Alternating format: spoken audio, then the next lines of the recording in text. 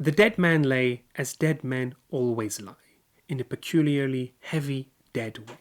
His rigid limbs sunk into the soft cushions of the coffin, with the head forever bowed into the pillow. He was much changed and had grown even thinner since Peter Ivanovich had last seen him, but, as is always the case with the dead, his face was handsomer, and above all, more dignified than when he was alive. The expression on his face said that which was necessary had been accomplished, and accomplished rightly. But besides this, there was in that expression a reproach and a warning for the living. This warning seemed to Peter Ivanovich out of place, or at least not applicable to him. He felt a certain discomfort, so he hurriedly crossed himself once more and turned and went out of the door. Assalamu alaikum. That was an extract from The Death of Ivan Ilyich by Leo Tolstoy.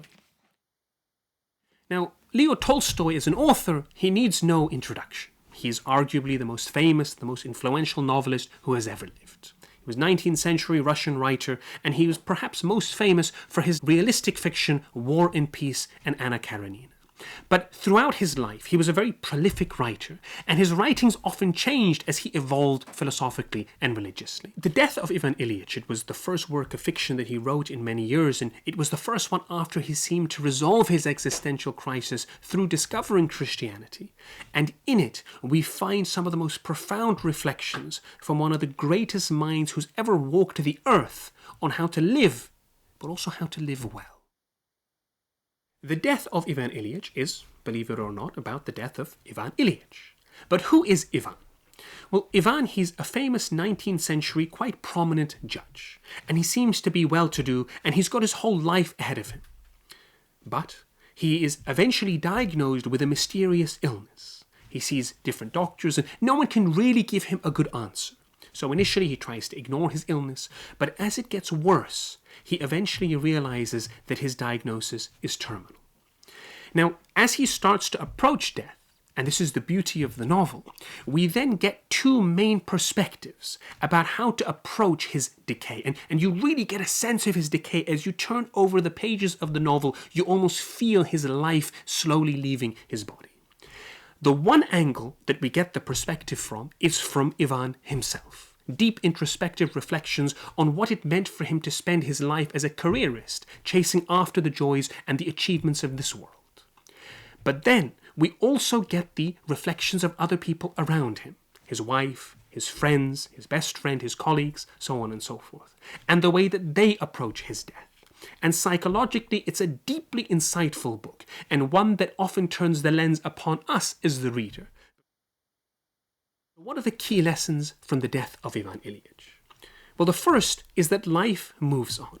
No matter how important we feel we are, as Ivan Ilyich thought he was well-to-do, he had his whole world ahead of him, he was a renowned judge, his friends looked up to him, his family relied on him. And yet, when he comes to die, life simply moves on. His colleagues wonder who's going to get his job, who's going to get promoted. His friends, they wonder about whether they should play cards that night, and of course they agree that it's the right thing to do. And his wife, at his funeral, is more concerned with doing what she's supposed to do, rather than thinking about her lost husband. And so what Tolstoy gets across is the fact that however big we think we are, however crucial we think we are to this world, ultimately from a materialistic perspective, we're just another cog in the grand machine. And Ivan, in the book, he actually reflects on this. And he wonders about the times that he was so successful. When he got a promotion, he was so happy at the time. And yet now when he looks back on it, it seems so vacuous.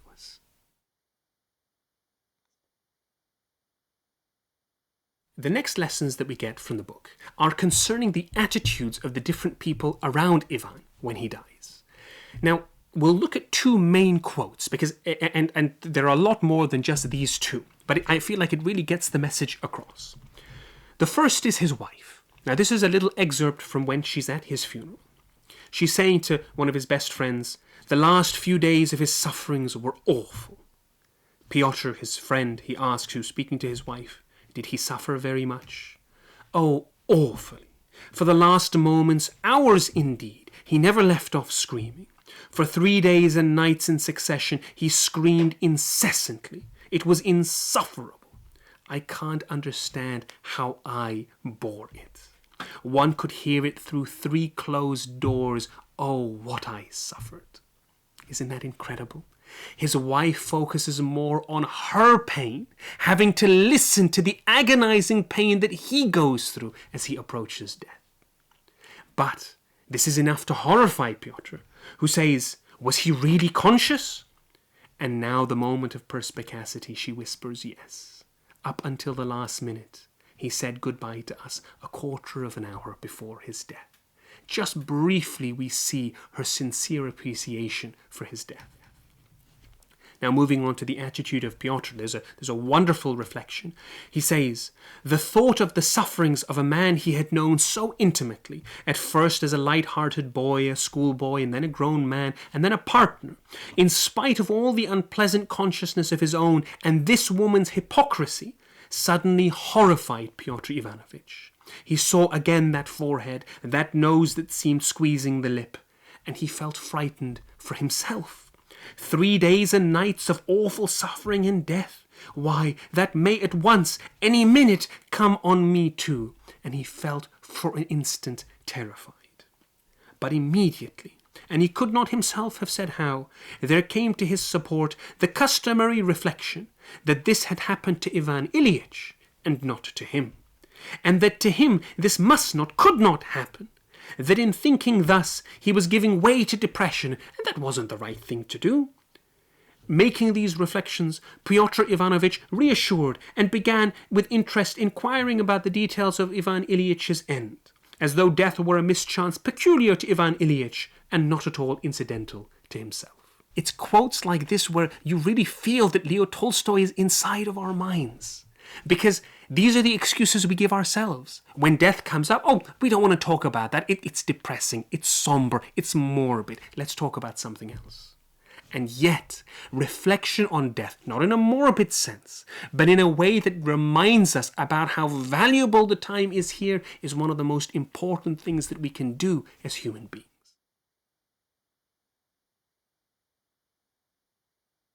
Final of the 3 key lessons of the book is actually a more positive one, and it concerns the character called Gerasim. Now Gerasim, he's a young man, and he's someone who other characters in the book, they don't really care much about, because he's just the pantry boy. And yet, if there is a hero in this novel, it is Gerasim, who in some religious readings of the text is in the most extreme version seen as a manifestation of Christ, or at least to a certain level his empathic and his selfless teachings. So the best way again to capture this is a quote. It's a little bit longer, but you'll see how it captures so much of the beauty of his selfless, sincere approach. The pantry boy, Gerasim, always came to carry out the chamber pot. At first it embarrassed Ivan Ilyich to see this young fellow in his clean Russian peasant clothes performing such a revolting task. This must be very unpleasant for you. You must forgive me. I can't help it. Oh no, sir, said Gerasim, as he broke into a smile. Why shouldn't I help you? You're a sick man. And as Gerasim turned to leave, Ivan felt so good with him there that he was reluctant to let him go. Gerasim, are you busy now? Not at all, sir. Then could you please hold my legs a little bit higher? He would ask Gerasim to put his legs on his shoulders. It reduced the pain and suffering marginally. Ivan had Gerasim sit down and hold his legs up, and he began talking to him. And strangely enough, he thought he felt a little bit better while Gerasim was holding his legs. After that, Ivan would send for Gerasim from time to time and have him hold his feet on his shoulders. And he loved to talk with him. Gerasim did everything easily, willingly, simply, and with a goodness of heart that moved Ivan Ilyich. Ivan Ilyich suffered most of all from the lie which for some reason everyone accepted, that he was not dying, he was just ill. And if he stayed calm and he underwent treatment, he would expect good results. And oddly enough, many times when they were going through their acts with him, he came within a hairbreadth of shouting, "Stop your lying! You and I know that I'm dying, so at least stop lying." But he never had the courage to do so. He saw that no one pitied him because no one cared to understand his situation. Gerasim was the only one who understood and pitied him. And for that reason, Ivan Ilyich felt comfortable only with Gerasim. It was a comfort to him when Gerasim sat with him sometimes, the entire night through, holding his legs, refusing to go to bed, saying, "Don't worry, Ivan Ilyich, I'll get a good night's sleep later on." Or when he suddenly addressed him in the familiar form and said, "It would be a different thing if you weren't sick. But as it is, why shouldn't I do a little extra work?" Gerasim was the only one who did not lie. Everything he did showed that he alone understood what was happening. He saw no need to conceal it, and he simply pitied his feeble, wasted master. Once, as Ivan Ilyich was sending him away, he came right out and said, "We all have to die someday, so why shouldn't I help you?" And by this, he meant not that he didn't find his work a burden, because he was doing it for a dying man, but that he hoped that one day someone would do the same for him when his time came. And note, Gerasim is the only character in the entire novel who knows he's going to die, and he's okay with it. He doesn't need to deflect it, ignore it, or come up with some excuse so that he doesn't have to think about it. Now the quote continues, "In addition to the lie, or owing to it, what tormented Ivan Ilyich most was that no one gave him the compassion that he craved. There were moments after long suffering when what he wanted most of all, shameful as it might be for him to admit, was to be pitied like a sick child. He wanted to be caressed, kissed, cried over, as sick children are caressed and comforted. He knew that he was an important functionary with a greying beard, and so this was impossible. Yet all the same, he longed for it. And there was something approaching this in his relationship with Gerasim, and so the relationship was a comfort to him."